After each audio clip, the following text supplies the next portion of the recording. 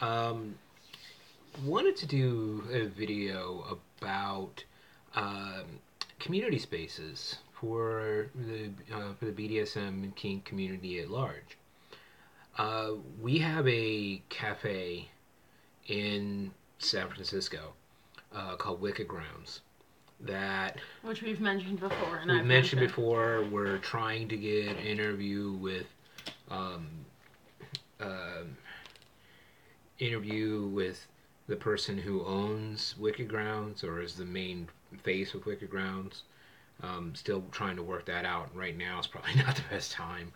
Um, but want to talk about the importance of it. How they're becoming more. You're starting to hear about them. These kind of community spaces where they don't necessarily need to be cafes or dungeons. Or they could be anything. They could be somebody's house. But that they use as a space. Yeah. Yeah. That is a common. I've had these spaces in the past where you can just go and be yourself, not worry about anybody being vanilla being around you, and just being able to hang out and enjoy being yourself without the people going, what is it, what are you doing, why are you doing that, that's weird. So I'm going to let her talk about what happened with Wicked Grounds and why supporting these kind of things is so important.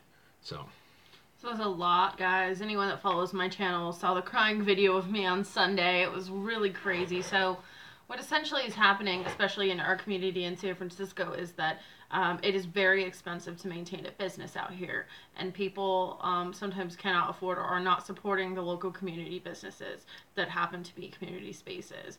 It's really important, unless like in the case that somebody is their home, even if it is their home, a lot of these things are businesses or they need some money to support them. Right. Like if it's someone using their home, then they need to have safe sex supplies, they need to have the air on, the heat on, whatever it is. And so you should support people and businesses that are supporting your community. And Wicked Ground specifically is very queer-minded and a very like Queer Kinky Revolution is always like the tag of Wicked Grounds. And it's been a cafe where there's been lots of munches hosted. You can get your milkshake in a doggy bowl. You can sit on your knees next to your master or your dominant or your mistress. I mean, you can really be yourself there. In fact, you can be semi-nude there. You can't be like genitals nude. Well, you can be topless, but you can't be bottomless. You can do like rope there. They have rope bites, and it's been a community space for us, and it's where I used to host my Munch the Brat Pack. So it's been this hub of like community. But there was recently something that Mira, the owner of that, was saying. They were saying that people were bringing in outside food was this big issue, and then Sunday... it was costing them money, because people, instead of buying food there, started bringing in food. It's just rude, even money aside. Like, I don't want to sit and talk about their money stuff, it's not my place, but essentially they announced on Sunday that they were going to close due to this gap in their mind. People were asking, what can we do to keep it open? And, it ended up coming out that we could do a Patreon if we raise $15,000 for consistent monthly Patreon support, that we could keep this open. So we were able to do that in the course of like 2 or 3 days. The San Francisco area and other extended communities helped and raised, now we have, I think, $17,000 of monthly stable contributions. At this point. Now, one thing that they said, which I think was right, was what'll happen is that there's all this love and support right now. Right, but later people will unsubscribe. But 6 months from now, people will start disappearing off of that. Which is not going to make it... So here's the thing, and the reason that I guess we wanted... I'm not speaking for Master, but I think that I wanted to do the video to talk about this topic is... If you feel safe in these spaces, which hopefully you do, if you have spaces like this, even if you've been to Wicked Grounds one time and you live up north, or even if, you're going into a person's house and that's a community spot for you, you need to fight for those spaces. You need to put your money into those spaces, or your time if you're unable to pay. If you're able to volunteer towards any of these spaces, be it someone's house or whatever. We're volunteering tonight at the Wicked Grounds party, and they're going to be raising additional money. So we're spending our time... and we may end up buying something, spending our time to support them.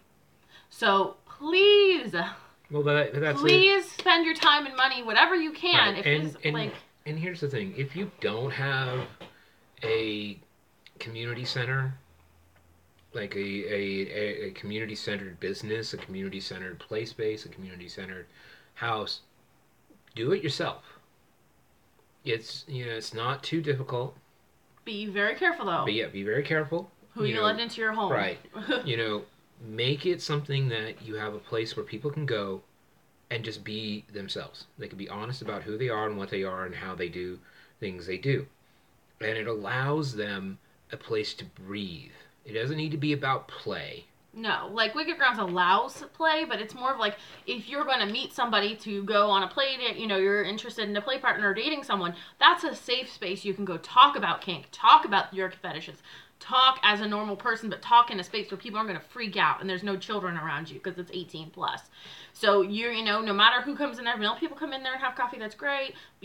Poly community, queer community, all the different, communities come in there, but you can be yourself and talk about these things. How safe is that, especially as like a female-bodied person, to have a space where it's like, if Master's like, okay, well, this person seems interesting, why don't you go meet them at Wicked Grounds? Because I know that you're in a community space there, you can talk about this stuff, it's a safe space. These things are so important. The things that we do are really fucking dangerous. Right. Being real. No, We're always real with you. I'm sure MasterHook has said, I know you've said that in your videos. What we do is not safe. So but having these spaces makes me feel safe and like it's okay to be myself. And when I found out about this, I cried my fucking eyes out. I just couldn't even believe it. Felt like I was losing a person. Like someone was fucking dying in my life. And I'm cursing right now on the YouTube video. But, it felt like somebody was dying. And I felt like a piece of me was dying because it was like part of my community. So I really want this to stay open, but it's really hard with the markets to know. And all it's like, I have my opinions about what Wicked Ground should do, but that's not my place. Okay. They're getting overwhelmed with opinions, overwhelmed with people's Right. feedback. Shut your mouth. That's how I feel right now. You support the cafe. If moving forward you have a business skill or a skill to offer, which Master does, but not saying that he will do that, there's a place and time to send an email and say, this is my skill set if you would like assistance, and offer that, and then leave it alone. Right. You know what I mean? But people, businesses are hard. And, Mir literally spent their entire savings, I think, to try to keep this place open. And, their retirement. And that's just not, we have to recognize that. That's, they're offering a community space. That is part of their business. So doing the Patreon, you are getting a goods and service. You're getting a safe community space. Well, it's not just that, but I think that it's something... It's a place where you can go and... you don't have to spend a ton of money, but spend something. Yeah. Buy a soda. They also have community coffees for people who cannot afford to. And so when they come to a munch, they're able to get something. But please, if you can spend, I remember getting, when I first got into the community and I would go to munches, barely had any money, but I would still spend $5 on my credit card just so I could make sure to support them. Because I thought it was important. And that's where, and it doesn't matter if you have a space that is usable. Use it. Use it as a way to, those people that in the community, invite them over, have a barbecue, do a lunch, have something simple, and then you can just expand it from there to do more and more and more.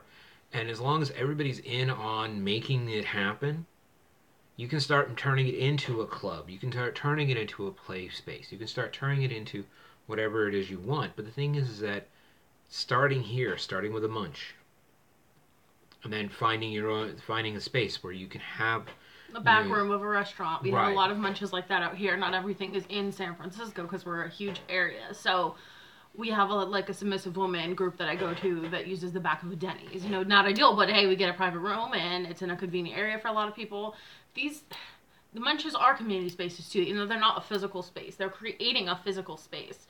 You know what I mean? By having the community there. And so this whole thing with Wicked Grounds is people are not putting their money where their mouth is with this. And then when they said, oh, we can, if we raise this much money sustainably every month, then we can stay open. And so it's people need to invest in the community and just be as authentic as you can with your money and your time. If you cannot support, then you can't support. If you can support $3, support $3. Yeah. You know, and I encourage for anybody that has been to Wicked Grounds that's watching this or knows of it and has an affinity towards it, if you want to donate $1 a month continuously, $5 a month, I am asking for your support if that's something that you're interested in doing. So, anyways, if you can support Wicked Grounds, we're gonna have links below to. Yeah, I just have to say it. I'm not trying to sell anybody on it, but it's very important to a lot of people. So. If you'd like to, you know, I mean, it's like. You know, I know I should be promoting my own Patreon, but I don't really have a Patreon campaign going right now, so might as well support somebody who does. And so that's why I'm going to say, if you're going to do anything right now, go support them. Just go throw a couple bucks their way. It's every month. It's a sustainable, small donation. Whatever you guys can do, that would be awesome. But on the other hand, if you got a local play space or a local space where you can go and be yourself, support it or create it or do whatever it needs to do to make it happen, because trust me, in the end it's absolutely worth it, especially when you feel like you're going to lose those spaces. I cannot tell you how heartbroken so many people felt.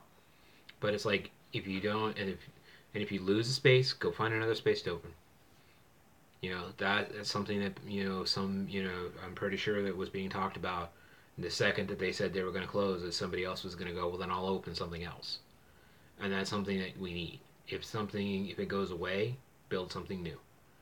So that's kind of it for now. And there's